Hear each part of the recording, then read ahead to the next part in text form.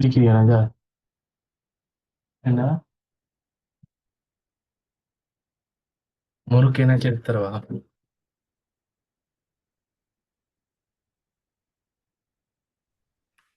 எல்லாருக்கும் வணக்கம்.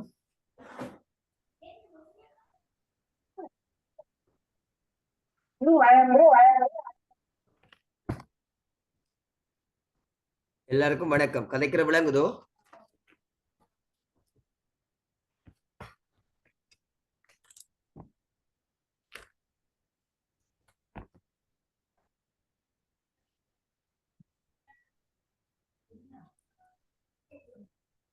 யாராச்சும் ஒருக்கா சொன்னீங்கன்னு சொன்னா கதைக்கிற கிளியரா இருக்குதா? ஓகேயா? ஆமாம் யா, ஓகே ஓகே. இது வந்து கிராம அலுவலர்களை ஆட்சேர்ப்பு செய்யறதுக்கான ஒரு போட்டி பரீட்சை. அந்த போட்டி பரீட்சை போட்டி பரீட்சையை நோக்கி ஒரு முன்னோடி வகுப்பு அப்படின்னு சொல்லி பார்க்கலாம். பொதுவாக உங்களுக்கு தெரியும் வந்து கிராம அலுவலர்களுக்கு அண்மையில் மிக இப்பதான் கடந்த எக்ஸாம் 2019 கோல் பண்ணப்பட்ட எக்ஸாமை வந்து கடந்த 19 கிட்டத்தட்ட 5 வருஷத்துக்கு பிறகுதான் அதுக்குரிய எக்ஸாமை வச்சு ஆட்களை எடுத்து நியமனம் செய்திருக்கிறார்கள். இப்ப பெருமளவிலான பற்றாக்குறைகள் இருக்கு. கிட்டத்தட்ட ஒரு 3000 தொடக்கம் 4000க்கு இடைப்பட்ட கிராம அலுவலர்கள் வெற்றிடம் நிலவுகின்றது நாடளாவிய ரீதியில். அப்ப அதுக்கான ஆட்சேர்ப்பு வெகு விரைவில் நடக்க போகுது. ஸோ உங்களுக்கு தெரியும் ஜிஎஸ் எக்ஸாமுக்குரிய பேப்பர்ஸ் வந்து 3 ஸ்டெப்ல மாத்தியாச்சு. இப்ப ஒன்று ஜிகே பேப்பர்ஸ், இன்னொன்று ஐக்யூ பேப்பர்ஸ், இன்னொன்று லாங்குவேஜ் பேப்பர் அப்படின்னு சொல்லி 3 பேப்பர் வரப்போகுது. அப்ப அதுல வந்து பொது அறிவு சம்பந்தமான வினாக்கள் பார்க்க போறோம். உங்களுக்கு பொது அறிவு வினாக்கள்ல வந்து பாத்தீங்கன்னு சொல்லி கேட்டா நடப்பாண்டு விஷயங்கள் கிட்டத்தட்ட 2025 ஆண்டு விடயங்களை உள்ளடக்கிய பகுதிகள், 2024 ஆண்டு விடயங்கள் கொண்ட பகுதிகள், மற்ற எதிர்காலத்தில் 2026 நடக்க போற முக்கிய நிகழ்வுகள், நடக்க போற பிளான் பண்ணப்பட்ட நிகழ்வுகள் கூட வருவதற்கான சாத்தியம் பெருமளவில் இருக்குது. ஆனா ஒரு 60% கேள்விகள் வந்து பழைய விஷயங்கள் தான். பழைய விஷயங்கள் வந்து நாடளாவிய ரீதியிலையும் அதே நேரத்தில் சர்வதேச ரீதியிலையும் வந்து உங்களுக்கான அந்த கேள்விகள் வந்து அமைஞ்சிருக்கு. மேக்சிமம் ஒரு சொல்லுங்க. இல்ல எங்கட பழைய சொன்னா 5 வருஷத்துக்கு உள்ளுக்குள்ள உள்ள விலங்கு இல்ல, ஒரு 5 வருஷத்துக்கு உள்ளுக்குள்ள உள்ள கொஸ்டின்ஸ் எல்லாம் இல்லாட்டி எப்படி சார்? இல்ல அப்படி இல்லாம இல்ல 5 வருஷம் சொல்ல நீங்க பாக்கல. அது ஏன்னு சொல்லி கேட்டா இப்ப பழசண்டா அது ரொம்ப பழசா கூட இருக்கலாம். சரிதானே? ஜென்ரலா பார்க்கணும் அப்படியா? இப்ப நடப்பாண்ட விஷயங்கள் என்றால் கடந்த நேற்று இன்று நாளை என்ற மாதிரி பாருங்க. 2024, 25, 26 அப்படி பாருங்க. வேணுமெண்டா இன்னும் ஒரு 1-2 வருஷம் முன்னுக்கு போனாலும் பிரச்சனை இல்லை. முக்கியமான விஷயங்களையும் பார்த்துட்டு அது மட்டும் இல்லாமல் முன்னுக்கு ஏற்கனவே இப்ப இலங்கையில் நடந்த முக்கியமான ஆண்டுகள், இலங்கையின் முக்கியமான ஆண்டுகள், இலங்கையோட தொடர்புடைய முக்கியமான நபர்கள், அதை தாண்டி இல்ல ஜென்ரலா உங்களுக்கு தெரியும் பொது அறிவு அப்படின்னு சொல்லி சொல்லிட்டா என்னென்ன விஷயங்கள் அதுக்குள்ள உள்ளடக்குவார்கள் சொல்லி. அப்ப உண்மையிலேயே இது ஒரு அதிர்ஷ்டவசமான பகுதி. பொது அறிவுன்றது வந்து உண்மையிலேயே சொல்ல போனால் நல்ல ரொம்ப அறிவாளியான ஆட்கள் கூட சவால் விட்டு படிக்க எல்லாம் மேலாது. என்ற ஒரு நல்ல ஒரு ப்ரிப்பரேஷன் இருந்தாலும் கூட அதை முழுமையான அந்த புள்ளிகள் எங்களுக்கு பெற்றுத்தருமா அப்படின்னு சொல்லி கேட்டா உறுதியா சொல்லிக் கொள்ளலாம். ஏனென்றால் என்ன மாதிரியான கேள்விகள் வரும் அப்படின்றத வந்து எங்களால ஊகித்துணரத்தான் முடியுமே தவிர என்ன கேள்வி அப்படின்றத வந்து சொல்லலாது. அப்ப நாங்கள் பிராக்டிஸ் பண்ண போறோம். என்ற நாங்கள் சில வேளை 100 கேள்வி என்னாலும் படிச்சுட்டு போகலாம். 100 கேள்வி படிச்சுட்டு உங்களுக்கு ஒரு கேள்வி கூட அந்த 100க்கே வராம போகலாம். ஆனா சில பேர் 10-15 கேள்விகளை படிச்சுட்டு போவார்கள். அவர்களுக்கு அப்படியே அந்த கேள்விகள் வந்துடலாம். அப்ப இதுல வந்து என்னன்னு சொல்லிக்கிட்டோம், நாங்கள் எவ்வளவு தூரத்துக்கு நீங்கள் கார்ட் ஒர்க் பண்றீங்களோ ஜிகே பொறுத்த வரைக்கும் ஐக்யூ இல்ல லாங்குவேஜ் பேப்பரை வந்து பெருசா விளாத்துக்கு இல்ல உங்களுக்கு சவாலை தராது. ஏன்னா அது ஜென்ரலா உங்களுக்கு இருக்கிற அறையை வச்சுக்கொண்டு நீங்க ஒரு நல்ல டாப் மார்க்ஸ் எடுக்கக்கூடிய மாதிரி இருக்கு. ஆனா ஜிகே சாதாரணமா எத்தனைக்கு மேல எடுக்கணும்?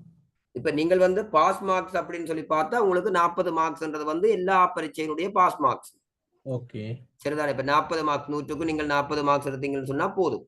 ஆனால் நீங்கள் அந்த வேலை வாய்ப்புக்குள்ள உள்வாங்கப்பட வேண்டிய ஒரு நபரா இருக்கிற பட்சத்துல வந்து மேக்சிமம் நீங்கள் 3 பேப்பர்லையும் ஏறத்தாழ குறைஞ்சது ஒரு 180-200 மார்க்ஸை தாண்டுற மாதிரியான படிப்பு இருந்தா மட்டும்தான். கிட்டத்தட்ட 75 பாருங்க, 3 பேப்பர் 75 225 மார்க்ஸுக்கு மேல கூட கட் அவுட் இருக்கும். அப்ப நீங்கள் ஒவ்வொரு பேப்பர்லையும் குறைஞ்சது 75 மார்க்ஸ் வந்து சராசரி அடிப்படையிலையோ இல்லாட்டி 75 225 பேப்பர்ஸா வரக்கூடிய மாதிரியும் நீங்க பார்க்கணும். அப்ப நீங்கள் பாஸ் பண்றதுக்காக இது படிக்கக்கூடாது. பாஸ் பண்றது பிரச்சனை இல்லை, அது ஓகே இருக்கும் எல்லாரும். இதுல வந்து சார் எல்லா கொஸ்டின் வந்து இது மட்டுமா, கோட் அடிக்கிற மட்டுமா? பெரும்பான்மையா வந்து உங்களுக்கு 50 கொஸ்டின்ஸ் திரையக்க வந்து 30 கேள்வி ஆன்சரோட வரும், அதாவது தெரிவோட வரும். உங்களுக்கு 30 கேள்வி வந்து தெரிவோட, 20 கேள்விகள் வந்து எழுதுறதுக்கான ஸ்டெப்ல வரும். ஜென்ரலா இப்ப டீச்சிங் எக்ஸாமும் சரி, எம்எஸ்ஓவில் உங்களுக்கு ஜிகே இல்ல தானே, டீச்சிங் எக்ஸாம் மற்ற இதர எக்ஸாம்களுக்கு சரி. இப்ப அதுக்கு பாத்தீங்கன்னா 30 கேள்வி கீறுறதுக்கும் 20 கேள்வி வந்து நீங்கள் கைப்பட எழுதுறதுக்குமான இதுல இருக்கு. சரிதானே? பெரும்பான்மையா இந்த 2 ஸ்டெப்லையும் வருவதற்கான சாத்தியம் உங்களுக்கு இருக்குது. இது மாத்த இல்லை. இப்ப கடந்த இதுகளையும் பாத்தீங்கன்னா இப்படித்தான் வந்திருக்கும். எழுதுறதுக்கும் கீறுறது எழுதுறது 2 ஸ்டெப்லையும் வரும். இப்ப நீங்கள் அதுக்குரிய மாதிரி உங்களை தயார்படுத்தி கொள்ளுங்க. நானும் உங்களுக்கு அதுக்குரிய மாதிரியான பிராக்டிஸை தந்து கொள்றேன். முடிஞ்ச வரைக்கும் கொஞ்சம் கீறுறதுக்கும் தெல்லாம், எழுதுறதுக்கும் தெல்லாம். சரிதானே? மற்றது உங்களுக்கு மற்ற பகுதிகள் ஓகே. உங்களுக்கு இப்போ ஜிகே பொறுத்த வரைக்கும் நாங்கள் கொஞ்சம் ஒரு என்ன மாதிரி இந்த வகுப்பை பார்க்க போறோம். கிட்டத்தட்ட உங்களுக்கு 10 வகுப்புக்கு கிட்ட பிளான் பண்ணப்பட்டிருக்குது. என்னுடைய வகுப்பு வந்து அந்த 10 வகுப்பும் எப்படி இருக்க போதுன்னு சொல்லி கேட்டா, நாங்கள் வந்து இந்த கரண்ட் அஃபேர்ஸ் நடப்பாண்டு விஷயங்கள் வந்துன்ற ஒன்று நாங்கள் கொஞ்சம் லேட் பண்ணி பார்ப்போம். அதுக்கு முதல்ல வந்து பழைய விஷயங்களை கொஞ்சம் நீங்கள் தெரிஞ்சு வச்சுக்கொள்ளுங்க. இப்போ எங்களுடைய நாடு சம்பந்தப்பட்ட பழைய விஷயங்கள் முக்கியமான, இப்போ ஒரு என்னென்னு சொல்றது, இப்போ விளையாட்டுன்றது ஒரு பொது அறிவாங்களை ஒரு வகுப்பு எடுத்து பார்ப்போம். எஜுகேஷனை ஒரு சிஸ்டத்துல பார்ப்போம், ஒரு வகுப்புல பார்ப்போம். அதே மாதிரி இப்ப கல்வி ஓகே, கல்வி விளையாட்டு முடிஞ்சு. அதே மாதிரி இப்ப இலங்கையின் அரசியல் அது ஒரு பேப்பர்ஸ், இலங்கையின் நிர்வாகம் அட்மினிஸ்ட்ரேஷன் அது இன்னொரு பேப்பர், இலங்கையின் பொருளாதாரம் நிதி நிலைமைகள் சம்பந்தமா இன்னொரு பேப்பர்ஸ். இப்படி ஒவ்வொரு பேப்பர்ஸை நாங்க பார்க்க போறோம். சரிதானே? இப்ப இன்றைக்கு இந்த வகுப்பு வந்து இன்றைக்கு ஏற்கனவே நான் ஓம் சொல்லியாச்சு. ஆனால் என்ன பிரச்சனைன்னு சொல்லி கேட்டால், எனக்கு அவசரமான இதெல்லாம் அறிவிக்கப்பட்டது வகுப்பு சம்பந்தமான. அதனால உங்களுக்கு வந்து ஒரு பேப்பர்ஸை வந்து நான் ரெடி பண்ணியிருக்கிறேன். எப்படின்னு சொல்லி கேட்டால், இலங்கையினுடைய ஜனாதிபதிகள் சம்பந்தப்பட்ட ஒரு பேப்பர். இலங்கையினுடைய ஜனாதிபதிகள், அதே நேரத்தில் பிரதமர்கள், மற்றது யாப்புக்கள் சம்பந்தப்பட்ட ஒரு அரசியல் ரீதியான பேப்பர்ஸ் இந்த 30 கொஸ்டின்ஸும் இருக்கிற பேப்பர். இப்ப இலங்கையினுடைய அரசியல் அப்படின்ற ஒரு வகையராவுக்கு கீழே வேணும்னு சொன்னால் நீங்கள் இந்த பேப்பர்ஸை அணுகி கொள்ளலாம். அதுக்காக நான் இவ்வளோத்தையும் சேர்த்து ஒரு சின்ன பிரிவை ஒரு 30 கேள்வி மட்டும்தான் இதுக்குள்ள போட்டிருக்கிறேன் அப்படின்றதையும் நீங்கள் கவனத்தில் கொள்ளுங்க. ஓகே,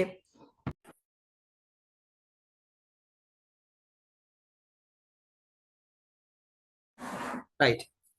இதுல வந்து உங்களுக்கு 4 தெரிவுகள் தரப்பட்டிருக்கிறது. 4 தெரிவுகளும் போக்கும் முதல்ல உங்களுக்கு ஜிஎஸ் அப்படி இஎஸ் எக்ஸாம் இந்த பேர்த் எல்லாருக்குமே தெரியும். உண்மையிலே சொல்ல போனா ஒரு அட்மினிஸ்ட்ரேஷன் சிஸ்டத்துல வந்து ஒரு கடநிலை பிரிவு. இலங்கையில வந்து 9 மாகாணங்கள், 25 மாவட்டங்கள், அதே நேரத்தில் 335 பிரதேச செயலர் பிரிவுகள், 14,022 கிராம அலுவலர் பிரிவுகள் இப்படி இருக்கிறது. இதுல இந்த 14,022 கிராம பிரிவுகளை வந்து சொல்லுங்க. ஓமோ சார், அதை கொஞ்சம் ரிப்பீட் பண்ணுங்களேன். அந்த எத்தனை பிரிவு அதுகளை கொஞ்சம். இலங்கையில வந்து 9 மாகாணங்கள் இருக்கின்றன. சரிதானே? 9 ப்ரொவின்சியல் மாகாணம் இருக்கிறது, 25 டிஸ்ட்ரிக்ட் இருக்குது. சரிதானே? 9 மாகாணங்கள் வந்து 25 டிஸ்ட்ரிக்ட். அதே நேரத்தில் அப்புறம் 335 வந்து பிரதேச செயலர் பிரிவுகள் இருக்கிறது. 335 பிரதேச செயலர் பிரிவுகள். அடுத்ததா பாத்தீங்கன்னு சொல்லி கேட்டா 14,022 கிராம அலுவலர் பிரிவுகள் இருக்கிறது எங்களுடைய நாட்டில். சரிதானே? இது எங்களுடைய நாட்டில வந்து இருக்கின்ற அட்மினிஸ்ட்ரேஷன் சிஸ்டம் நான் உங்களுக்கு சொல்லிக்கிறேன். 9 மாகாணம், 25 மாவட்டம், 335 பிரதேச செயலர் பிரிவுகள், 14,022 கிராம அலுவலர் பிரிவுகள். கிட்டத்தட்ட 40,000 கிராமங்கள். 40,000 கிராமங்களுக்கு கிட்ட எங்க நாட்டுல இருக்கு. 40,000 கிராமங்கள், 14,022 கிராம அலுவலர் பிரிவுகள், 335 பிரதேச செயலர் பிரிவு, 25 மாவட்டம், 9 மாகாணம். இதுல இந்த 14,022 கிராம அலுவலர் பிரிவுகளை நிர்வகிக்கிறதுக்குத்தான் உங்களை உள்வாங்க போயிடும். சரிதான்? இந்த போட்டி பரீட்சைகளுக்கு நீங்கள் எழுதுற நோக்கம் இதுதான். கிராம அலுவலர்களுடைய பணிகள் அது சம்பந்தமான இதுகள் எல்லாம் உங்களுக்கு வேலை கிடைச்சா பிறகு உங்களுக்கான முகாமைத்துவ தலைமைத்துவ பயிற்சி நடக்கும். அது சம்பந்தமாக எல்லாமே உங்களுக்கு அந்த டைம்ல சொல்லப்படும். அப்ப அது உங்களுக்கு ஜிகேக்கு எல்லாம் வரக்கூடிய மாதிரி இருக்காது. சரிதானே? மற்றது இதை தாண்டி வேறு ஏதாவது உங்களுக்கு டவுட்டுகள் அப்படி இருக்கும்னு சொல்லி கேட்டு நாங்கள் கதைச்சு கொள்வோம் தொடர்ந்து அடுத்தடுத்த வகுப்புகள்ல. ஓகே, நாங்கள் இப்ப இந்த கேள்விக்கு போக போறோம். இந்த கேள்வி அப்படின்னு சொல்ல பாருங்க. முதலாவது கேள்வி கேட்கப்பட்டிருக்கிறது, இலங்கை மனித ஒவ்வொரு கேள்வி முடிய விட்டு நான் உங்களுக்கு டவுட் கிளியர் பண்றதுக்கு டைம் தரல. அந்த ஒவ்வொரு கேள்வியும் முடிய நீங்கள் அதில் டவுட் இருந்தா கேட்டுக்கொள்ளுங்க. சரிதானே? முதலாவது கேள்வி வந்து இலங்கையினுடைய முதலாவது ஜனாதிபதி மற்றும் நிறைவேற்று அதிகார ஜனாதிபதி முறையே கேட்கப்பட்டிருக்கிறது. இலங்கையின் முதலாவது ஜனாதிபதி அப்படின்றவர் யாரு, நிறைவேற்று அதிகார ஜனாதிபதி இல்ல நிறைவேற்று அதிகாரமுடைய ஜனாதிபதி யார் அப்படின்றதான் உங்களுக்கான கேள்வி. சோ இதுக்கான ஆன்சர் தெரிஞ்சாக்கள் நீங்க சொல்லிக்கொள்ள இந்த ஆப்ஷன் வரும் அப்படின்றது வந்து மூன்றாவது. Okay, very good. இலங்கையின் முதலாவது ஜனாதிபதி வந்து வில்லியம் கோபல்லாவ அப்படின்னு சொல்லப்படுபவர் 1972 ஆண்டில இருந்து 1978 ஆண்டு வரைக்கும் ஜனாதிபதியாக இருந்தவர். அதாவது வந்து குடியரசுத் தலைவர். இப்ப எங்க நாட்டுல வந்து என்னன்னு சொல்றது, அதிகாரமற்ற ஒரு முதல் நிலை மனிதர். இல்லை எங்கட நாட்டின் முதலாவது பிரஜைன்னு சொல்லிக்கொள்ள அதிகாரமற்ற தன்மை என்னன்னு சொன்னா அப்ப பிரதமர்கிட்ட அதிகாரங்கள் எல்லாம் இருந்துச்சு அந்த 72 78 பகுதியில. யா சொல்லுங்க. எக்ஸ்கியூஸ் பாங்க சொல்லுது சார். விலங்கையில பள்ளியில பாங்க சொல்லுதோ விலங்கில. ஹலோ, என்னண்டு பள்ளியில அதான் சொல்லுதோ அதான். Yeah okay. நான் என்ன செய்யணும்? இல்ல பாங்க சொல்ல கொள்ள இது ஸ்பீக்கர் பண்ணிக்கிட்டு இருக்கிறீங்க அதான் சொல். உங்களுக்கு கிளியர் இல்லாம கிடக்குதான். ஓகே, அப்படி இல்ல சார், இவ்விடத்துல வந்து இந்த பாங்க சொல்ற டைம்ல வந்து கொஞ்சம் அமைதியாக்கிறது அத்தான். ஆஹா, ஓகே ரைட்டில் பாருங்க. அப்படின்னு சொல்லி கேட்டால் இந்த இலங்கையினுடைய முதலாவது ஜனாதிபதி மற்றும் நிறைவேற்று அதிகார ஜனாதிபதி முறை அப்படின்னு சொல்லி கேட்கப்பட்டிருக்கிறது. இதுல வந்து வில்லியம் கோபல்லாவ 1978 ஆண்டு வரைக்கும், அதாவது 1972 ஆண்டு முடிவிலிருந்து 78 ஆண்டு காலம் வரைக்கும் முதலாம் குடியரசு யாப்பு காலத்துல வந்து ஜனாதிபதியாக இருந்தவர். அப்பதான் எங்களோட நாடு குடியரசு ஆகிறது. ஸோ முதலாவது குடியரசுத் தலைவர். ஜனாதிபதி என்ற வேட்சை தாண்டி இலங்கையினுடைய முதலாவது குடியரசுத் தலைவர் யார் அப்படின்னு சொல்லி கேட்டாலும் கூட வில்லியம் கோபல்லாவ் அப்படின்றதான் பதில் வரும். அதைத் தொடர்ந்து ஜே.ஆர். ஜெயவர்தன அப்படின்றவர் வந்து ஜனாதிபதி ஆகிறார். இந்த ஜே.ஆர். ஜெயவர்தன வந்து இலங்கையினுடைய நிறைவேற்று அதிகாரம் கொண்ட முதலாவது ஜனாதிபதியாகவும் விளங்கிக் கொள்ளக்கூடியவர். சரிதானே? நிறைவேற்று அதிகாரம் என்றது இப்ப இருக்கிற ஒட்டுமொத்த அதிகாரம் வந்து ஜனாதிபதிட்ட இருக்கிறது. அந்த ஒட்டுமொத்த அதிகாரத்தையும் முதல்ல கொண்ட அந்த நிறைவேற்று அதிகார ஜனாதிபதி யார் அப்படின்றதுக்கான கேள்வி வந்து இந்த ஏ.ஆர். ஜெயவர்தன தான் சொல்ல வரப்போகுது. சரிதானே? கிட்டத்தட்ட 1978 ஆண்டு தொடக்கம் 1989 ஆண்டு வரைக்கும் இவர் இலங்கையினுடைய ஜனாதிபதியாக இருந்திருக்கிறார். இதுதான் முதலாவது கேள்விக்கான உங்களுக்குரிய ஆன்சர். சோ இரண்டாவது கேள்வியை பார்த்துக் கொள்ளுங்க. இலங்கை ஜனாதிபதி ஒருவரது பதவிக்காலம், ஜனாதிபதியாக பதவி வகித்த ஒருவர் போட்டியிடக்கூடிய மொத்த வருடங்கள், மொத்த தடவைகள் முறையே கேட்கப்பட்டிருக்கிறது. ஒரு ஜனாதிபதியின் பதவிக்காலம் எவ்வளவு காலம் ஒருவர் எங்கட நாட்டுல ஜனாதிபதியாக இருக்கலாம்?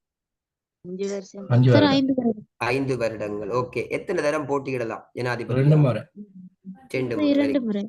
ஓகே, அப்ப 5 வருடங்கள் ஒருவர் ஜனாதிபதியாக இருக்கலாம். அதே நேரத்தில் அவர் வந்து 2 தடவைகள் தான் போட்டியிடலாம். ஆனால் 3 தடவைகள் போட்டியிடலாம் அப்படின்ற ஓகே, அது அடுத்த கேள்வியா இருக்குது, பார்க்கலாம். சரிதானே? 5 வருடங்கள் 2 தடவை, இதுதான் இப்ப இருக்கிற சிஸ்டம்.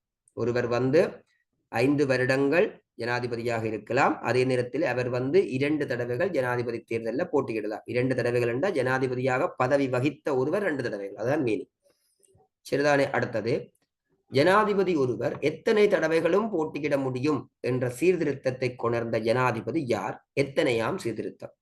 இப்ப 2 தடவைகள் அப்படின்னு சொல்லி கொண்டு இருக்குது, நீங்கள் பாக்குறீங்க. இப்ப 2 தடவைன்னு சொல்லி, ஆனா இடைக்காலத்துல வந்து எத்தனை தடவைகளும் ஒருவர் போட்டியிடலாம், ஜனாதிபதியாக இருந்த ஒருவருக்கெல்லாம் 2 தடவை எல்லாம் கிடையாது அப்படின்ற அந்த திருத்தத்தை வந்து மாத்தினவர் யார்? அப்படி மாத்தினது எத்தனை தடவைகள் போட்டியிடலாம் சொல்லப்படும் எத்தனையாம் திருத்தம் அது யார்? இந்த ஜனாதிபதி. 19வது திருத்தம் ஜனாதிபதி மைத்திரிபால சிறிசேன. 19ஆம் திருத்தம் மஹிந்த ராஜபக்ஷ. அப்படியா? இல்ல சார், மைத்திரிபால சிறிசேன. அதாவது 19வது திருத்தம் கொண்டு வந்தது ரணில் ராஜபக்ஷ, ரணில் விக்ரமசிங்க. 19ஆம் திருத்தம். அப்படியா? 19வது திருத்தம் அவர் பிரதம பாராளுமன்றத்துல 19வது திருத்தத்தை அறிமுகப்படுத்தினது வந்து Ranil Wickremesinghe.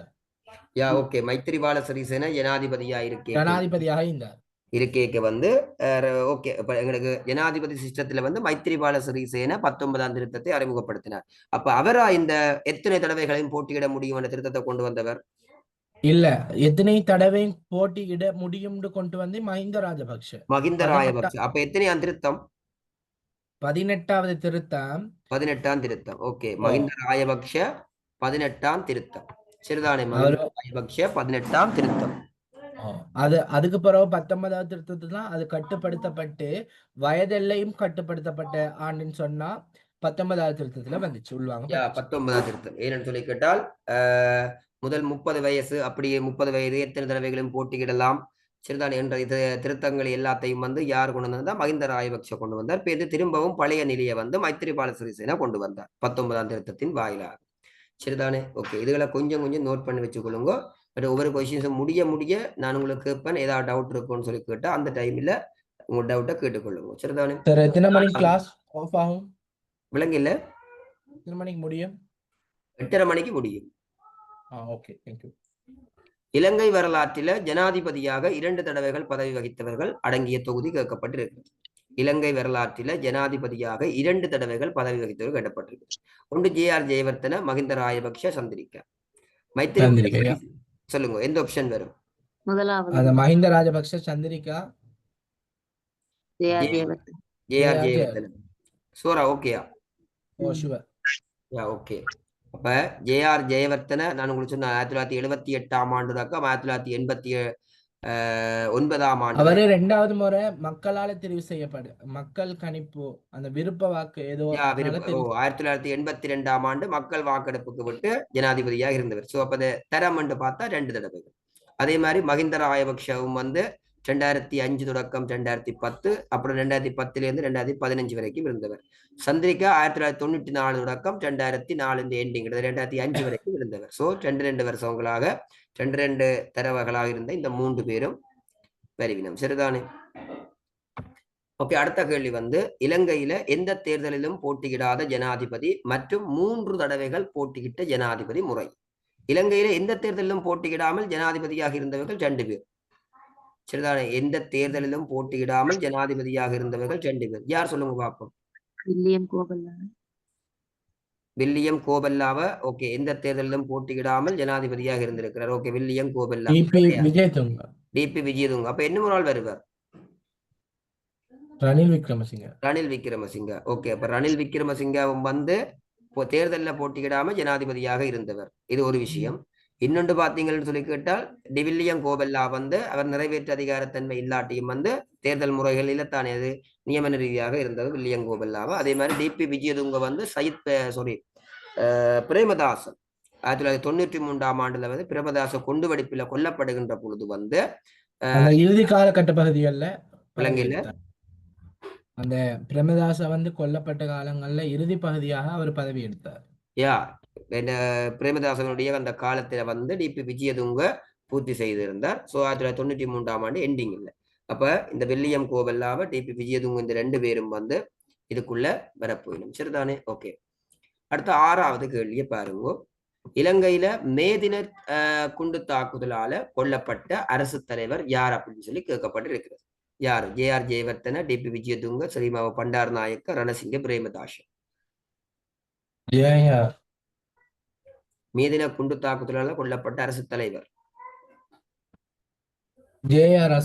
No no no இப்பதான் சொன்ன நான். ரணசிங்க பிரேமதாச 1993ஆம் ஆண்டுல குண்டு வெடிப்பில் கொல்லப்பட்டவர். சரிதானே? ஓகே, அடுத்தது 7வது கேள்வி.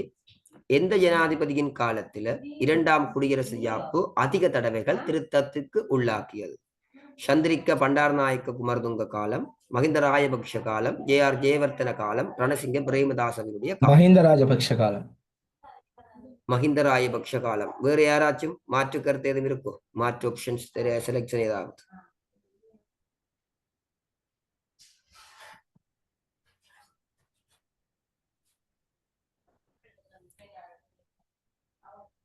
மஹிந்த ராயபக்ஷ சொல்லுங்க. ஓபன் 3 யா, அதான் கரெக்ட். ஜே.ஆர். ஜெயவர்தன காலம். ஏனென்றா இலங்கையினுடைய இந்த 2ஆம் குடியரசு யாப்பு கிட்டத்தட்ட வந்து 16 தடவைகள் வந்து ஜே.ஆர். ஜெயவர்த்தன காலத்துல திருத்தி அமைக்கப்பட்டது. அதாவது 78ஆம் ஆண்டு கொண்டு வரப்பட்டு 1989ஆம் ஆண்டு ஜே.ஆர். ஜெயவர்த்தன பதவி விலகிற காலம் வரைக்குமான அந்த 11 வருடங்கள்ல மட்டும் அந்த யாப்பு 16 தடவைகள் திருத்தி எழுதப்பட்டது. சரிதானே? இப்ப 16 திருத்தங்களை ஜே.ஆர். ஜெயவர்த்தன செய்தார் அந்த யாப்பில. அதுக்கப்புறம் 17ஆம் திருத்தம் செய்யப்பட்டது யாருடைய காலம் என்றா சந்திரிகாவினுடைய காலம். 18ஆம் திருத்தம் செய்யப்பட்டது பாத்தீங்கன்னா மகிந்த ராயபக்ஷ. 19 பாத்தீங்கன்னு சொல்லி கேட்டால் மைத்திரிபால ஸ்ரீசேன. 20வது திருத்தம் கோட்டபாய ராயபக்ஷ. 21 கிடப்பில கிடக்குது. 22 இப்ப நடைமுறையில இருக்குது. சரிதானே? சோ இப்ப இதுல ஜே.ஆர். ஜெயவர்த்தன காலத்துல வந்து கிட்டத்தட்ட 16 தடவை இந்த யாப்பு திருத்தி அமைக்கப்பட்டது அப்படிங்கிறத மைண்ட்ல வச்சுக்கொள்ளுங்க. அடுத்த கேள்வி, இலங்கை ஜனாதிபதியினுடைய வசிப்பிடம் என்னன்னு சொல்றது? ஜனாதிபதி மாளிகை. விலங்கில ஜனாதிபதி மாளிகை. ஜனாதிபதி மாளிகை. ஓகே, அப்படின்னு சொல்லி கேட்டா இந்த அலரி மாளிகை என்றது என்ன? விட ஜனாதிபதி மாளிகை என்றது கரெக்ட் இல்ல, அலரி மாளிகை தான். அலரி மாளிகை விலங்கு அலரி மாளிகை வராது சார். விலங்கு இல்ல, அலரி மாளிகை ஆப்ஷன் 1 வராதுன்னு கேட்டேன். இல்ல அதைத்தான் நான் உங்கள்கிட்ட கேட்கிறேன். இப்ப ஜனாதிபதி மாளிகை, இலங்கையின் ஜனாதிபதியின் வசிப்பிடம் ஜனாதிபதி மாளிகை என்றா அலரி மாளிகைன்றது என்னன்னு கேட்கிறேன். பிரதமர் வசிப்பிடம். இலங்கையுடைய பிரதமர் வசிக்கிற இடம் அலரி மாளிகை, அப்படியா? எஸ். இலங்கையின் பிரதமர் வசிக்கிற இடம் வந்து அலரி மாளிகை. ஓகே, அப்ப வெள்ளை மாளிகை அமெரிக்கா. அமெரிக்காடு. அமெரிக்க ஜனாதிபதி வசிக்கிறது, அப்படியா? எஸ். ஓகே, அப்ப அமெரிக்க ஜனாதிபதி. இப்ப மும்தாஜ் மஹால் என்று சொல்லி ஒன்று இருக்கு, தெரியுமா உங்களுக்கு? அது என்ன?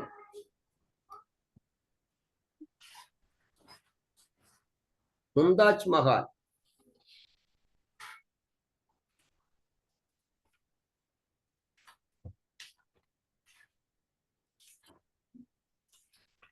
என்ன? மும்தாஜ் மஹால் ஐடியா இல்லையா?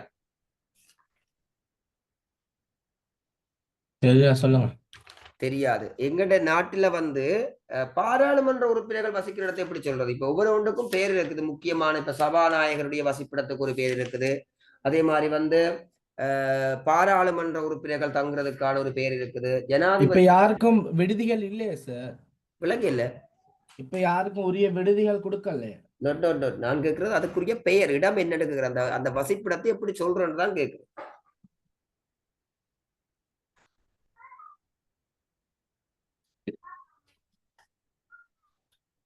ஐடியா இல்லையா அவங்களுக்கு?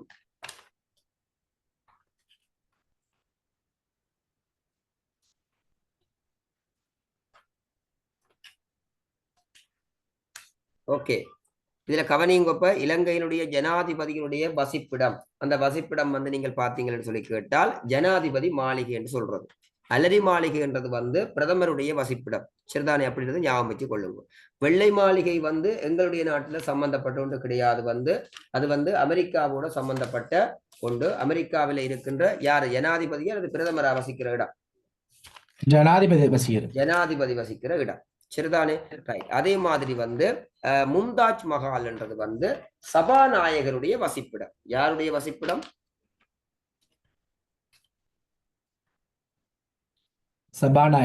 சபாநாயகருடைய வசிப்பிடம். இவ்வளத்தையும் ஞாபகம் வச்சு கொள்ளுங்க. இந்த ஒவ்வொரு ஒரு ஆப்ஷன்கள் வர வர மற்ற இப்படியான கேள்வியை வந்து இது ஒரு மாதிரி கட்டமைப்பு கேள்வி உங்களுக்கு. அப்ப இதோட பொருந்தத்தக்க வகையில நீங்க இந்த வசிப்பிடங்களை, அரச ரீதியான வசிப்பிடங்களை நீங்கள் கொஞ்சம் தட்டி பாடிச்சு கொஞ்சம் வச்சிருந்தீங்கன்னா உங்களுக்கு அது கொஞ்சம் பிரயோசனமா இருக்கும்.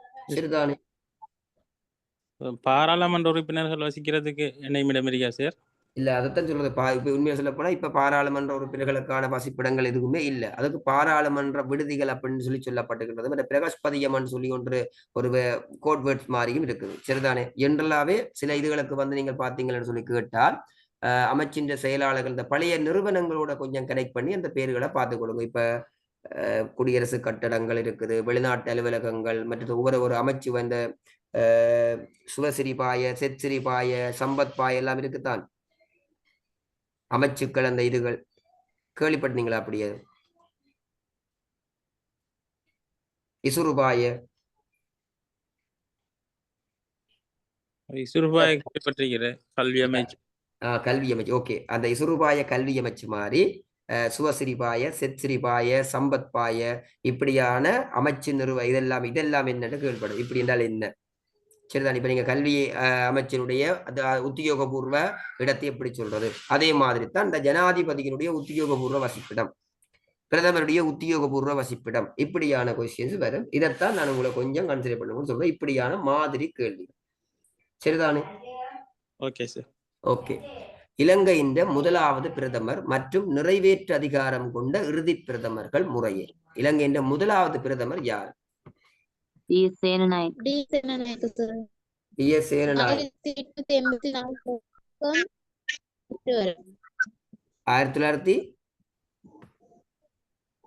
1947 தொடக்கம் 1952. டி.எஸ். சேனநாயக்க என முதலாவது பிரதம மந்திரி. So DS. சேனநாயக்க நிறைவேற்று அதிகாரம் கொண்ட இறுதி பிரதமர்கள் யார்? ரணில் விக்ரமசிங்க. நிறைவேற்று அதிகாரம் கொண்ட இறுதி பிரதமர் ரணில் விக்ரமசிங்க இல்ல. நிறைவேற்று அதிகாரம் கொண்ட இறுதி பிரதமர் வடிவா ஜோசிங்க. Dudley Senanayake. No no no no no. இல்ல ஆப்ஷனை பார்த்தாலே இப்ப உங்களுக்கு டி.எஸ். சேனநாயக்கவில டவுட் இல்ல தானே? முதலாவது பிரதமர் டி.எஸ். சேனநாயக்கன்றதுல டவுட் இருக்கா உங்களுக்கு? ஜெயவர்தன. ஓ, அப்ப அது டவுட் இல்லாட்டி உங்களுக்கு தெரியும் ரணில் விக்ரமசிங்க இல்லையண்டா மூன்றாவது ஆப்ஷனை தான் நீங்க செலக்ட் பண்ணணுமாக்க. சரிதானே? ஏன் ஜே.ஆர். ஜெயவர்தன் கேட்டா உங்களுக்கு தெரியும் டி.எஸ். சேனநாயக்க 1952 இருந்து 47 இருந்து அப்படியே 52 ஜனாதிபதி. அதுக்கப்புறம் வந்து டட்லி சேனநாயக்க, ஜோன் கொத்தலாவல, அப்படி இப்படின்னு சொல்லி கொஞ்சம் கொஞ்சமா நகர்ந்து வந்து 72ஆம் ஆண்டுல வந்து சரிதானே 72ஆம் ஆண்டு ஸ்ரீமாவோ பண்டார் நாயக்க வாரா. ஸ்ரீமா பண்டார் நாயக்காவை தொடர்ந்து நீங்கள் பாத்தீங்கன்னு சொல்லி கேட்டால் ஜே.ஆர். ஜெயவர்தன தான் எங்கட நாட்டில். சொல்லுங்க. ஜே.ஆர். வந்து ஜனாதிபதி அறிமுகத்தை தான் பண்ணாரு 1978. விலங்கு இல்ல, இரண்டாவது குடியரசு யாப்பிக்கு தானே ஓமோ. அவரு பிரதானமாக அதுல வந்து முக்கியத்துவப்படுத்தின வந்து ஜனாதிபதி முறை. அவர் வந்து பிரதமர். அவர் வந்து பிரதமரா இருந்து கொண்டுதான் நிறைவேற்று அதிகார பிரதமரா இருந்து கொண்டுதான் ஜனாதிபதி நிறைவேற்று அதிகார ஜனாதிபதி முறைமையை கொண்டு வந்தவர். அப்ப இறுதி பிரதமர் மந்திரி யார் நிறைவேற்று அதிகாரம் கொண்டது? Okay okay yeah okay 77 J R. Jayewardene. அப்ப D S. Senanayake to J R. Jayewardene. இதை ஞாபகம் வச்சுங்கன்னா காணும்.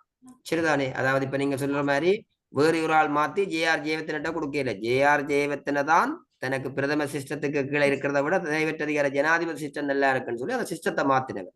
சரிதானே? அப்ப இறுதி பிரதமரும் அவர்தான், முதல் நிறைவேற்று அதிகார ஜனாதிபதியும் அவர்தான். சரிதானே?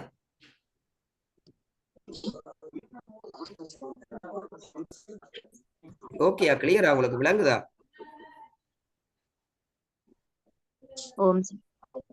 ஓகே, அடுத்த கேள்வியை பார்த்துக் கொள்ளுங்க. 10வது கேள்வி.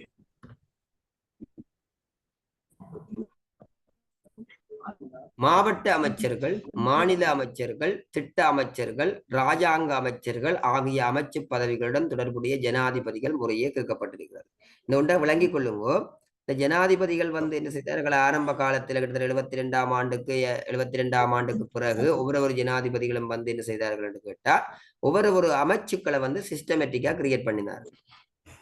சரிதானே? இப்ப அமைச்சரவை அமைச்சு அப்படின்ற ஒன்றை இருந்தாலும் வந்து மாவட்ட ரீதியா, மாநில ரீதியாக, சரிதானே, பிளானிங் ரீதியாக, சரிதானே, இப்படியான அன்னோவிஷியல் அப்படின்ற அடிப்படையில் எல்லாம் கிரியேட் பண்ணார்கள் அமைச்சு பதவிகள்.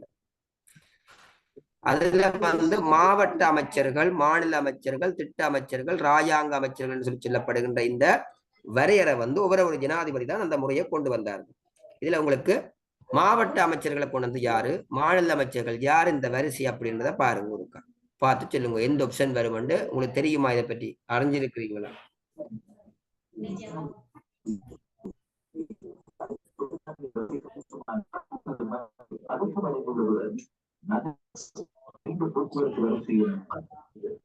ஐடியா இல்ல உங்களுக்கு?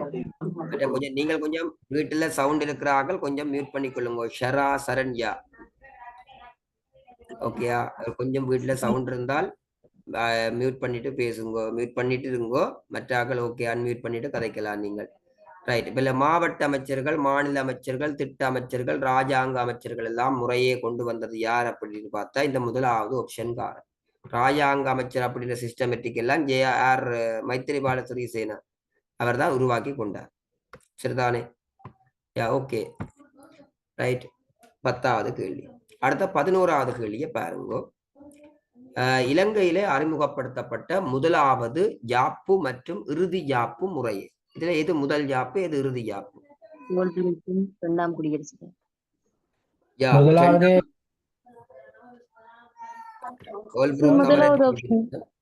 கோல்புரு கமரன் சீர்திருத்தம் மற்றும் இரண்டாம் குடியரசு யாப்பு. சரிதானே? கோல்புரு கமரன் சீர்திருத்தம் வந்து 1833ஆம் ஆண்டு வந்து எங்கட நாட்டுக்கு கொண்டு வரப்பட்டது. அதே மாதிரி வந்து இரண்டாம் குடியரசு வந்து 1978ஆம் ஆண்டு வந்து கொண்டு வரப்பட்டது. ஞாபகம் வச்சு கொள்ளுங்க. அதே நேரத்துல வந்து கோல்புருக்கு கமரன்ன்றது வந்து 2 பேர். சரிதானே? WMG கோல்புருக் அப்படின்றதும் அதே மாதிரி CH கமரன் என்கிற 2 பேரும் வந்து பிரித்தானிய குடியேற்ற நாடுகளுடைய செயலாளர்களால வந்து இலங்கைக்கு அனுப்பி வைக்கப்படுகிறார்கள். அதுல குறிப்பாக கோல்புருக் அப்படின்றவர் வந்து இலங்கையினுடைய பொருளாதாரம் மற்றும் அரசியல் சம்பந்தமாக ஆய்வு செய்யறதுக்கும், கமரன் அப்படின்றவர் வந்து இலங்கையின் சட்டம் மற்றும் நீதித்துறையை ஆய்வு செய்யறதுக்கும் வந்து குடியேற்ற நாடுகளுடைய செயலாளரால அனுப்பி வைக்கப்பட்டவர் தான் இந்த 2 பேரும் ஆகும். இவர்கள் 1829ஆம் ஆண்டுல கோல்புருக்கும் 1830ஆம் ஆண்டுல கமரனும் இலங்கைக்கு வந்து ஆய்வு செய்து தங்களுடைய ஆய்வு முன்னளிக்கையை வந்து ஒரு யாப்பு சீர்திருத்தமாக உருவாக்க வேண்டிக் கொண்டார்கள். அதன்படி சரியான அது வந்து ஒரு யாப்பு சீர்திருத்தமாக உருவாக்கப்படுகின்றது. அதுதான் கோல்புருக் கமரன் சீர்திருத்தம் என்ற இலங்கையினுடைய முதலாவது அரசியல் யாப்பு. அதுக்கப்புறம் வந்து இரண்டாம் குடியரசு யாப்பு வந்து 1978ஆம் ஆண்டு உருவாக்கப்பட்டது. இது 1977ஆம் ஆண்டுல வந்து பெருமளவில் என்ன செய்யப்பட்டதுன்னு சொல்லி கேட்டா அதுக்கான அத்திவாரங்கள் எல்லாம் உருவாக்கப்பட்டு 1978ஆம் ஆண்டுல வந்து JR ஜெயவர்த்தனவருடைய என்ன சொல்றது வேண்டுகோள், அவருடைய அந்த அதிகாரத்தன்மையின் அடிப்படையில வந்து நிறைவேற்று அதிகாரமுடைய ஒரு ஜனாதிபதி தன்மையோட இந்த யாப்பு உருவாக்கப்பட்டது. சரிதானே? ஞாபகம் வச்சு கொள்ளுங்க. ஓகே, அடுத்தது வந்து 12வது கேள்வியை பாருங்க. 16 நிர்வாக பிரிவுகளை 5 மாகாணங்களாக பிரிக்கின்ற முறையை அறிமுகப்படுத்திய யாப்பு எதுன்னு சொல்லி கேட்கப்பட்டிருக்கிறது. எது 5 மாகாணங்கள் உருவாக்கிய யாப்பு? இந்த யாப்பா சொல்லுங்க முதல். மக்களம். ஓகே, கோல்புரு கமரன் சீர்திருத்தத்தில் இலங்கை வந்து 5 மாகாணங்களாக பிரிக்கப்பட்டது. அதுக்கு முதல் நீங்கள் பார்த்தீங்கன்னு சொல்லி கேட்டா இந்த 16 நிர்வாக பிரிவுகள் என்று சொல்லி வந்து இந்த யாப்பு சீர்திருத்தம் பெறக்கு முதல்ல வந்து இலங்கை சின்ன சின்ன பிரிவுகளாக பிரிக்கப்பட்டது. கிட்டத்தட்ட 16 நிர்வாக பிரிவு. அப்படி நிர்வாகமாக பிரிஞ்சு இருந்துச்சு. பிரிஞ்சிருந்து ஒவ்வொரு நிர்வாகத்துக்கும் பொறுப்பான அதிகாரிகள் நியமிக்கப்பட்டார்கள். எல்லாரையும் வந்து ஆளுநர் தன்னுடைய கண்ட்ரோலுக்குள்ள வச்சிருந்தார். சரிதானே? அந்த தருணத்துல தான் வந்து இந்த நிர்வாக பிரிவு எல்லாம் அதிகமா இருக்குது. என்ன சொன்னா ஒவ்வொரு வருடங்கள்ல ஒவ்வொரு சிஸ்டமேட்டிக்கான மாறுதல்கள் எல்லாம் இருக்க தொடங்கிச்சு. பிரிவினைகள் கேட்க வந்து அப்படித்தான். அதன் அடிப்படையில வந்து கோல்புருக்குடைய சிபாரிசு இல்ல மிக முக்கியமான சிபாரிசு வந்து மாகாணங்களை உருவாக்கணும். அதன்படி இலங்கையில வந்து ஆரம்பத்துல 5 மாகாணங்கள் உருவாக்கப்படுகின்றது. வடக்கு மாகாணம், கிழக்கு மாகாணம், தெற்கு மாகாணம், மேற்கு மாகாணம், மத்திய மாகாணம் என்று சொல்லப்படுகின்ற 5 மாகாணங்கள் வந்து உருவாக்கப்படுகின்றது. சரிதானே? உருவாக்கப்பட்டு இப்ப இந்த காலப்போக்குல கோல்புருக் கமரனுடைய காலத்திலேயே கொஞ்சம் கொஞ்சமாக அடுத்தடுத்த மாகாணங்கள் உருவாக்கப்படுகின்றது. குறிப்பாக வடமேல் மாகாணம், வட மத்திய மாகாணம், அப்புறம் சப்ரகம் ஊவா மாகாணம், ஊவா மாகாணம் போன்ற மாகாணங்கள் எல்லாம் படிப்படியாக உருவாக்கப்பட்டு சரிதானே இலங்கையில 9 மாகாணங்கள் வந்து உருவாக்கப்படுகின்றது அப்படின்னு ஞாபகம் வச்சு கொள்ளும். அடுத்த கேள்வியா பார்த்தோம்னு சொல்லி கேட்டா இலங்கைக்கு மட்டுப்படுத்தப்பட்ட வாக்குரிமையை பெற்று தந்த அரசியல் யாப்பு கேட்கப்பட்டிருக்கிறது. இலங்கைக்கு எந்த யாப்பு முதல்ல வாக்குரிமையை தந்துச்சு?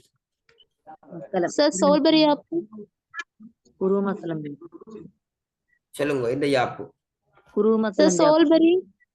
நோ, மெக்கலம் யாப்பு. குரு மெக்கலம் யாப்பு.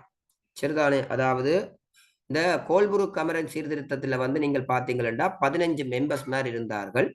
15 மெம்பர்ஸ் மாதிரில வந்து அதுல 9 பேர் உத்தியோக சார்புடையவர்கள் என்றும் 6 பேர் உத்தியோக சார்பற்றவர்கள் என்று சொல்லியும் அந்த 6 பேர்லையும் ஐரோப்பியர்கள் 3 பேர், தமிழர்கள் ஒரு ஆள், சிங்களவர் ஒரு ஆள், பரங்கியர் ஒரு ஆள் என்று சொல்லி இனவாரி அடிப்படையில வந்து பிரதித்துவத்தை வகிக்கக்கூடிய மாதிரி கோல்புருக் கமரன் சீர்திருத்தம் இருந்துச்சு. இவர்கள் எல்லாரையும் யாரு நியமிச்சது அப்படின்னு சொல்லி பார்த்தா ஆளுநர் தான் நியமிச்சார். சரிதானே? இந்த 15 பேரையும் நியமிக்கிற ஒட்டுமொத்த அதிகாரமும் யார்கிட்ட இருந்துச்சுன்னு சொல்லி கேட்டா ஆளுநர்கிட்ட இருந்துச்சு. அவர் ஓகே பண்ணினாத்தான் இவர்கள் பிரதிநிதிகள். சரிதானே? அப்ப இதனால ஆளுநர் என்ன செய்தாருன்னா தனக்கு சார்பானவர்களையே அந்த இடத்துக்கு கொண்டு வந்தார்.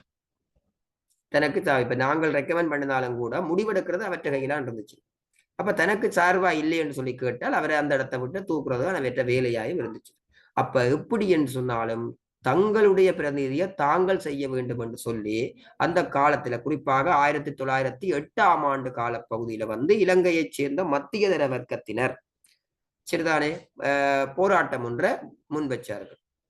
அந்த போராட்டத்தின் விளைவாக இலங்கையில் இருந்த ஒரு அரசியல் அறிஞராக விளங்கிக் கொள்ளக்கூடிய ஜேம்ஸ் பீரிஸ் அப்படின்றவரும் ஒரு புதிய அரசியல் ஜாப்பும் அதே நேரத்துல எங்களை நாங்களே தெரிவு செய்யறதுக்கான ஒரு தேவைப்பாடு இருக்கிறத குடியேற்ற நாடுகளுடைய செயலாளருக்கு அறிவிப்பு செய்தார். அந்த அறிவிப்பு செய்ததன் விளைவாக தான் குடியேற்ற நாடுகளுடைய செயலாளராக விளங்கிய அந்த நேரத்துல குரு பிரபு அப்படின்றவர் அதே மாதிரி ஹென்றி மெக்கலம் என்றவர் அந்த நேரத்துல எங்களுடைய நாட்டின் ஆளுநராக அல்லது தேசாதிபதியாக விளங்கியவர். இந்த 2 பேரும் சேர்ந்து ஒரு சில கொள்கைகளுக்கு உடன்பட்டு ஒரு சீர்திருத்தத்தை கொண்டு வரார்கள். அதுதான் குரு மெக்கலம் சீர்திருத்தம். அதன் அடிப்படையில இலங்கைக்கு மட்டுப்படுத்தப்பட்ட வாக்குரிமை, அதாவது இலங்கையில வசிக்கின்ற மக்கள்ல கல்வி அறிவு, பால்நிலை, அதே நேரத்துல சொத்துரிமை, இந்த 3லையும் சிறந்து விளங்கக்கூடிய மக்களுக்கு மட்டும்தான் வாக்குரிமை. அதுதான் மட்டுப்படுத்தப்பட்ட வாக்குரிமை. பொதுவாக படித்தவர்கள் என்றதை பிரதானப்படுத்தவர்கள், அதுக்கும் படித்தவர்கள் என்றால் எழுத பாசிக்க தெரிகிறது மட்டும் இல்லை, ஆங்கிலம் தெரிஞ்சிருக்கணும். சரிதானே? ஆங்கில மொழியின்றான அறிவு, அதை தாண்டி படித்தவர்கள் என்ற அந்த சிஸ்டம், இப்ப படித்தவர்கள் என்றதை விட அப்ப படித்தவர்கள் சிஸ்டம் இன்னும் கொஞ்சம் ஹராரா இருந்துச்சு. அப்ப அவர்களுக்கு மட்டும்தான் அந்த ஓட் பண்ற உரிமையை கொடுத்தார்கள். சரியா? அதன் அடிப்படையில் மிக குறைந்தவர்கள், மிக குறைவானவர்கள் தான் என்ன செய்தார்கள் ஓட் பண்ணக்கூடியதாக இருந்துச்சு. அதன் அடிப்படையில வாக்குரிமை ஊடாக 4 பேரை தெரிவு செய்யற முறை வந்துச்சு. ஐரோப்பியர்ல 2 பேர், அதே மாதிரி படித்த இலங்கையர் என்ற அடிப்படையில் ஒருவரும், அதே இடத்துல பரங்கியர் என்ற ஒருவரும் ஒரினத்தவர்களும் வந்தார்கள். மொத்தம் 4 பேர். அதுல முதல்ல படித்த இலங்கையராக தெரிவு செய்யப்பட்டவர் தான் சேர் பொன்னம்பலம் ராமநாதன் அப்படின்றது. சரிதானே? சோ மண்டைக்குள்ள வச்சுக்கொள்ளுங்க. ஓகே, அடுத்த கேள்வியை பாருங்க. இலங்கைக்கு சர்வஜன வாக்குரிமையை பெற்றுத்தந்த அரசியல் யாப்பு, எல்லாருமே வாக்களிக்கலாம் அப்படின்றதான கொள்கையை கொண்டு வந்த யாப்பு இந்த யாப்புன்னு கேட்கிறோம். டொனமூர் சீர்திருத்தம். சோரா ஓகேயா? ஃபிக்ஸ் பண்ணவா? Yeah okay. 1931ஆம் ஆண்டு கொண்டு வரப்பட்ட டொனமூர் சீர்திருத்தம் அப்படின்ற ஒன்றுதான் இலங்கைக்கு சர்வஜன வாக்குரிமையை பெற்றுத்தந்த ஒரு அரசியல் யாப்பு. எல்லாருமே கிட்டத்தட்ட 17+ சரிதானே எல்லாரும் வாக்களிக்கணும் அப்படின்றதான கொள்கையை அல்லது திருத்தத்தை கொண்டு வந்த ஒரு அரசியல் யாப்ப சொல்லப்பட்டிருக்கின்றது. இதன் வாயிலாகத்தான் பார்த்தீங்கன்னு சொல்லி கேட்டால் சட்டவாக்க கழகம், சட்ட நிர்வாக கழகம் இன்னும் கொஞ்சம் படிப்படியாக அதிகாரமுடையதாக மாறுகின்றது. அதுக்கு முன்னம் அதிகாரங்கள் எல்லாம் கொஞ்சம் ஆளுநர்கிட்ட குவிஞ்சிருந்துச்சு. இதுக்கப்புறம் தான் கொஞ்சம் மாறும். ஓகே, இலங்கைக்கு சுதந்திரத்தை பெற்று தந்த அரசியல் யாப்பு எது? சோல்வரி யாப்பு. 1947ஆம் ஆண்டு இலங்கையில சோல்வரி பிரபுவாலே அறிமுகப்படுத்தப்பட்ட இந்த யாப்பு, சோல்வரி யாப்பு, இதுதான் இலங்கைக்கு சுதந்திரத்தை பெற்று தந்துச்சுது அப்படின்றதுல கவனமா இருக்கும். 16வது கேள்வியை பாருங்க. சட்டவாக்க கழக உறுப்பினர்களாக இருந்தவர்களது தொகை, ஆரம்பத்தில் உங்களுக்கு சொன்னான் கோல்புரு கமரன் சீர்திருத்தத்துல 15 பேர் இருந்தார்கள் என்று சொல்லி, அப்புறம் கொஞ்சம் கொஞ்சமாக நகர்ந்துச்சு. 15, அப்புறம் 21, அப்புறம் 37, 49, 61 சொல்லி நகர்ந்து நகர்ந்து நகர்ந்து நகர்ந்து இப்ப 225ல நிக்கிறோம். சரிதானே? அப்ப சட்டவாக்க கழக உறுப்பினர்களாக இருந்தவர்களது தொகை 15, 21, 37, 49, 61 சொல்லி இருக்குது. இவற்றினை கொண்ட ஜாப்புக்கள் முறையே உங்களுக்கு தெரியும். 15 முதலாவது கோல்புருக்கு வரணும். இதுல கோல்புருக்கு எந்த ஆப்ஷன்ல கிடக்குது? 3, 4 கிடக்குது. 21ன்றது உங்களுக்கு தெரியும்.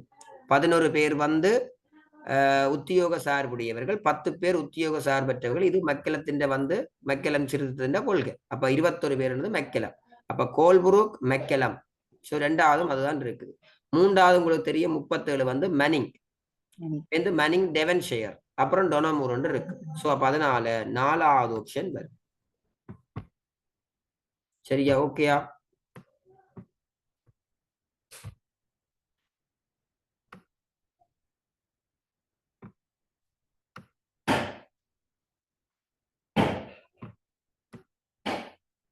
ஸோ 4வது option.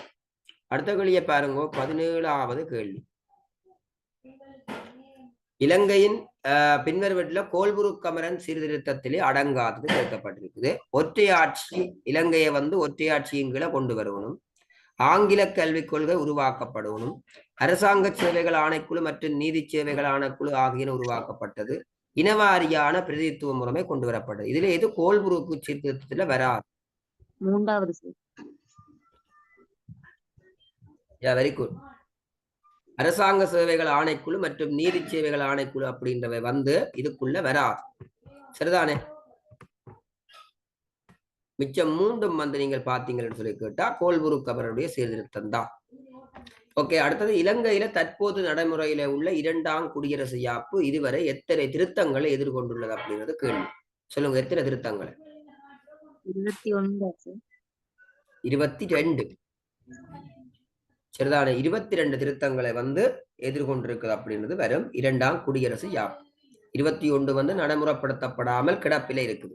12ஆம் திருத்தமும் கிடப்பில் இருந்த திருத்தம், மிச்செல்லாம் நடைமுறைப்படுத்தப்படுது. 12ஆம் திருத்தம் தினேஷ் குணவர்த்தவர்களால் 1986ஆம் ஆண்டுல கொண்டு வரப்பட்டது. தினேஷ் குணவர்த்தனாவில் கொண்டு வரப்பட்டது 1986. அதுவும் கிடப்பில் இருந்துச்சு. 21ஆம் திருத்தமும் கிடப்பெல்லாம் கிடக்கு. சரிதானே? அடுத்தது மாகாண சபைகள் எந்த திருத்தத்தின் மூலம் உருவாக்கப்படுவது கேட்கப்படுகிறது. 2ஆம் குடியரசு எந்த திருத்தத்தின் ஊடாக மாகாண சபைகள் உருவாக்கப்படும் நீங்க நினைக்கிறீங்க? 13ஆம் திருத்தத்தின் வாயிலாக மாகாண சபைகள் உருவாக்கப்பட்டன. மாகாணங்கள் உருவாக்கப்பட இல்லை, மாகாண சபைகள். சரிதானே? 13ஆம் திருத்தம். ஓகே. அடுத்த கேள்வி ஜனாதிபதி ஒருவர் எத்தனை தடவைகளும் தேர்தலில் போட்டியிட முடியும் என்பதை கொண்டு வந்த திருத்தம் எந்த திருத்தம்? 18ஆம் திருத்தம். நான் ஏற்கனவே இந்த கேள்வி பார்த்திருக்கிறோம். யார் இந்த திருத்தத்தை கொண்டு வந்தது? 18ஆம் திருத்தத்தை மஹிந்த ராயபக்ஷ. ஓகே. பிரதமருக்குரிய அதிகாரங்களை ஒழித்து நிறைவேற்று அதிகார ஜனாதிபதி முறையை கொண்டு வந்த யாப்பு எந்த யாப்பு?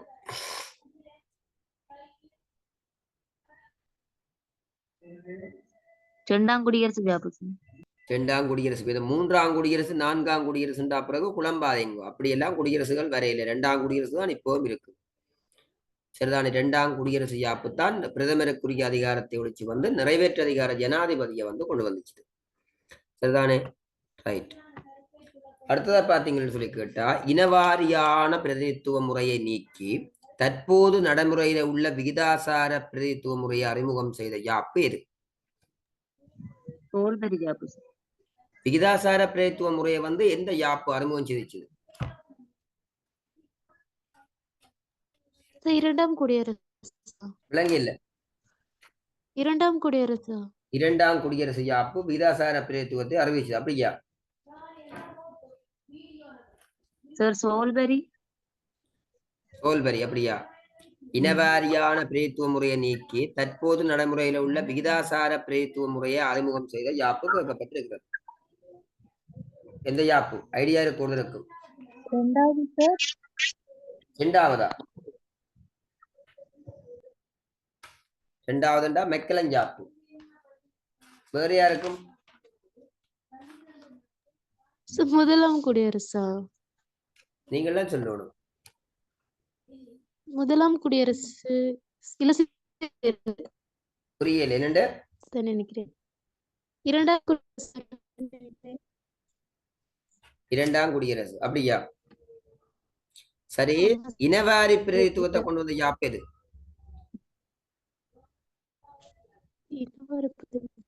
இனவாரியான பிரதித்துவ முறையை கொண்டு வந்த யாப்பு எது?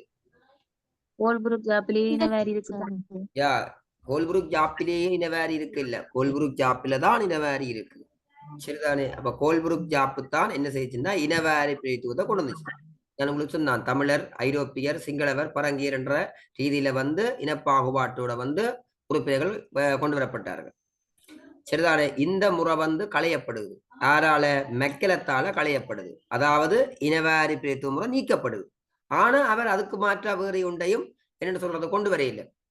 இனவாரி பிரதித்துவத்துக்கு பதிலாக அவர் வேற இது மாதிரியான என்னன்னு சொல்லு எலெக்ஷன் சிஸ்டம் மாதிரியான இதுகள் ஒன்றையும் அவர் கொண்டு வரையில்லை. அவர் அப்படியே விட்டுட்டார். அதுக்கப்புறம் வந்து பாத்தீங்கள் என்றால் மனிங் பிரதேச வாரியான பிரதித்துவ முறையை அறிமுகப்படுத்துறார் 1921ஆம் ஆண்டு. மனிங் வந்து பிரதேச வாரியான பிரதித்துவ முறையை வந்து அறிமுகப்படுத்துறார். யாரு?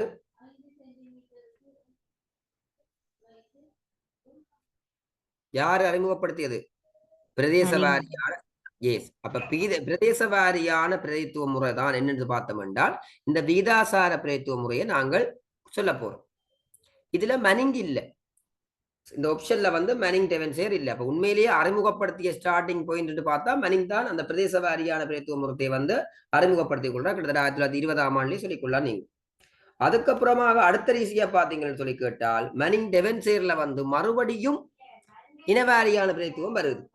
மனிங் டெவன்சேர் யாப்பில வந்து இனவாரியான பிரதித்துவ முறை வந்து மறுபடியும் வருது.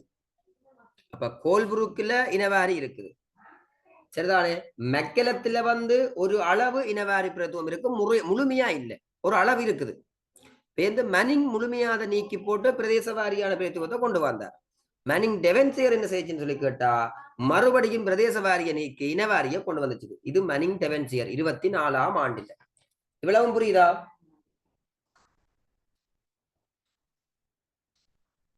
இவ்வளவும் புரியுதான்னு கேட்டுதான். இல்ல புரிய இல்லையா? புரியுது. ஓகே. மனிங் டெவன்சேருக்கு பிறகு 1931ஆம் ஆண்டு அடுத்த யாப்பு வருது, டொனமூர் யாப்பு. டொனமூர் யாப்பு என்ன செய்யுன்னு சொல்லி கேட்டா பிரதேச வாரி பிரதித்துவத்தை மறுபடியும் அறிமுகம் செய்யுது. இதுக்குள்ள டொனமூரும் நான் போடேன், சரிதானே? டொனமூர் யாப்புக்கு விட்டீங்கன்னு சொல்லி கேட்டா அடுத்த ஸ்டெப்ல பாருங்க நீங்கள் சோல்பரி யாப். இந்த சோல்பரி யாப்பின் வாயிலாக முழுமையாக சொல்லப்பட்டீங்கன்னு சொல்லி கேட்டா ஒரு பிரதேச வாரியான பிரதித்துவ முறைமை வந்து உள்வாங்கப்படுகிறது அப்படின்னு சொல்லி கேட்டா கரெக்ட். எந்த யாப்பு? சோல்பரி யாப்பின் ஊடாக, சரிதானே? இனவாரியான பிரதித்துவம் என்கின்ற முறை நீக்கி தற்போது நடைமுறையில உள்ள விகிதாசார பிரதித்துவ முறை வந்து அறிமுகம் செய்து வந்து இந்த முதலாவது ஆப்ஷனுக்குள்ள வரப்போகுது. கிளியரா?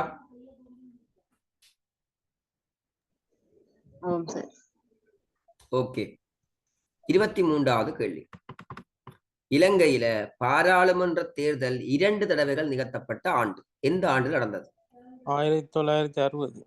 1960ஆம் ஆண்டுல வந்து 2 தடவைகள் வந்து ஒரே ஆண்டு பார்லிமெண்ட் எலெக்ஷன் நடந்துச்சு, சரிதானே? ஞாபகம் வச்சு கொள்ளுங்க. இதுவரை காலமும் அப்படி ஒரு அசம்பாவிதம் நடக்க இல்லை எங்கட நாட்டில், சரிதானே? ஆனா 60ல நடந்துச்சு. ஓகே. கோல்புரூக் கமரன் சீர்திருத்தத்தின் பிரகாரம் முதலில் உருவாக்கப்பட்ட 5 மாகாணங்களும் அடங்கிய தொகுதி. நான் உங்களுக்கு ஏற்கனவே சொல்லி போட்டேன். வடக்கு, கிழக்கு, தெற்கு, மேற்கு, மத்தி. சரியா? அப்ப எந்த ஆப்ஷன் வரும்?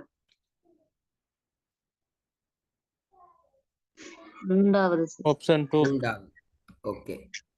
மூன்றாவதா? இல்லையே, மூன்றாவதுல வடமேல் மாகாணம் கிடக்கு. இரண்டாவது. ஓகே. அடுத்த கேள்வியை பாருங்க.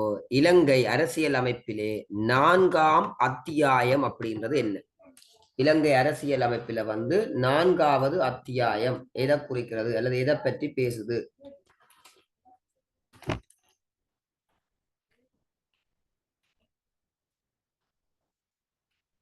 இலங்கை அரசியல் அமைப்பில வந்து 4ஆம் அத்தியாயம் எதை பற்றி பேசுது? தெரியாது. இலங்கை அரசியலமைப்பில வந்து மொத்தம் 24 அத்தியாயங்கள் இருக்கின்றன. ஞாபகம் வச்சு கொள்ளுங்க. மொத்தமாக 24 அத்தியாயங்கள் இருக்கின்றன.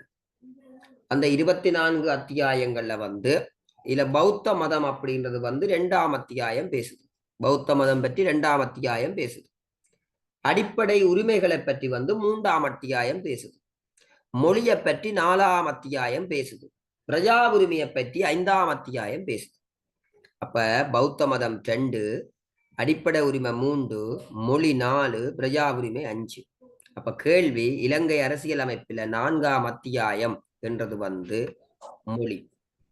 ஓகேயா? Okay sir. 26வது கேள்வி. இலங்கையிலே 5 மாகாணங்கள் 9 மாகாணங்களாக அதிகரிக்கப்பட்டது எந்த அரசியல் யாப்பினால்?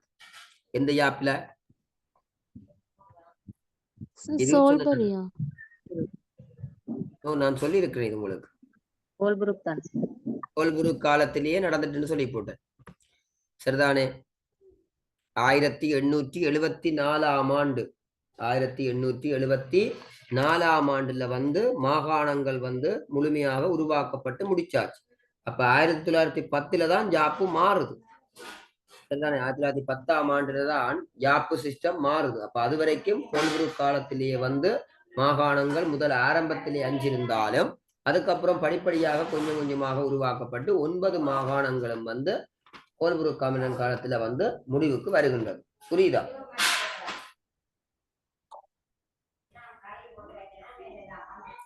புரியுதான்னு கேட்டான். 1889. ஓகேயா? முதல் 5 மாகாணங்களும் வந்து 1833ஆம் ஆண்டு உருவாக்கப்படுது. வடக்கு, கிழக்கு, தெற்கு, மேற்கு, மத்தி முதல் 5 மாகாணங்களும். சரிதானே? அதுக்கப்புறமாக நீங்கள் பாத்தீங்கன்னு சொல்லி கேட்டால் இவ்வளாத்து மாகாணத்தை தொடர்ந்து அடுத்த மாகாணம் வந்து 1845 உருவாக்கப்படுது. அதுதான் வடமேல் மாகாணம். 1845 வடமேல் மாகாணம். வடமேல் மாகாணத்தை தொடர்ந்து 1873ஆம் ஆண்டுல வட மத்திய மாகாணம் உருவாக்கப்படுது. 1873 வடமத்திய மாகாணத்தை தொடர்ந்து 1886ஆம் ஆண்டு ஊவா மாகாணம் உருவாக்கப்படுகின்றது. சரிதானே? 86ல 1886. அப்புறம் கடைசி இறுதியாக 1889ஆம் ஆண்டுல வந்து சப்ரகமுவா மாகாணம் உருவாக்கப்படுகின்றது. ஆக மொத்தத்துல கோல்புரூக் கமரன் காலத்திலேயே இவ்வளா விஷயங்களும் நடந்துட்டு. சரியா? இரண்டாம் குடியரசு யாப்பின் பிரகாரம் 6 வருடங்களாக இருந்த ஜனாதிபதி காலம் எந்த சீர்திருத்தத்தின் பிரகாரம் 5 வருடங்களாக குறைக்கப்பட்டது? சொல்லுங்க. இதுல இருக்கா? 19ஆம் திருத்தம். 19ஆம் திருத்தம். நாங்கள் ஆல்ரெடி அதை பார்த்திருக்கிறோம். சரிதானே? சிலோன் என அழைக்கப்பட்ட இலங்கை ஸ்ரீலங்கா என பெயர் மாற்றம் பெற்றது எந்த யாப்பில்? அதாவது இலங்கை அழைக்கப்பட்ட இலங்கை ஸ்ரீலங்கா என பெயர் மாற்றம் பெற்றது எந்த யாப்பில்? அல்லது இலங்கை ஜனநாயக சோசலிச குடியரசு அப்படின்னு சொல்லிக்கொள்ளலாம். 2ஆம் குடியரசு ஜாப்பு. இலங்கையை வந்து இலங்கை ஜனநாயக சோசலிச குடியரசு என்று அழைச்சது யார்? முதலில் இந்த பெயரை கொண்டு வந்தது யார்?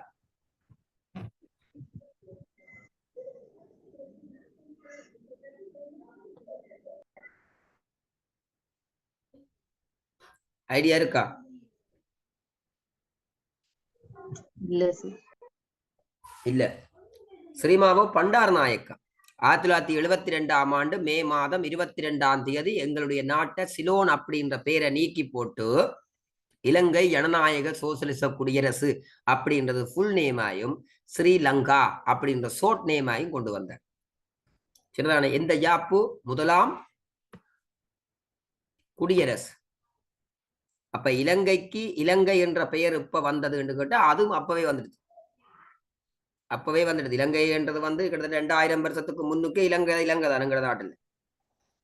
ஆனா இலங்கை ஜனநாயக சோசலிச குடியரசு அல்லது ஸ்ரீலங்கா அப்படின்ற பெயர் வந்து முதலாம் குடியரசு யாப்பெல்லாம் கொன்றப்பட்டது. ஸ்ரீமாவோ பண்டார நாயக்க தான் அந்த வேலையை செஞ்சாங்க.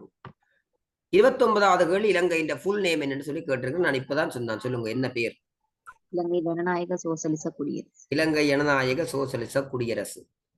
கடைசி கேள்வியும் இப்பதான் சொன்னேன் நான். இலங்கையின் குடியரசு தினம் இலங்கையின் குடியரசு தினம் எப்ப?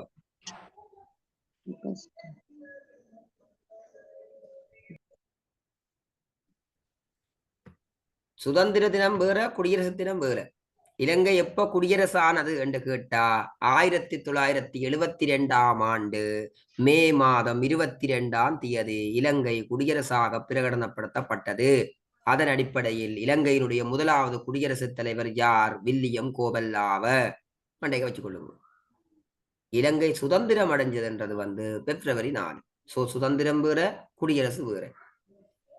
சோ 30 கேள்வி பார்த்திருக்கிறோம். நேரம் 8:30 மணி. இன்னைக்கு இந்த 30 கேள்வியிலே உங்களுக்கு பெருமளவில் புரிஞ்சிருக்கும்னு நினைக்கிறேன். ஓகே கிடக்குதா உங்களுக்கு? சரி, தொடர்ந்து இனி அடுத்த சனிக்கிழமை வகுப்பு இருக்குது 7:30 மணிக்கு. நினைஞ்சு கொள்ளுங்க. எல்லாருக்கும் பாய், டாட்டா, குட் நைட்.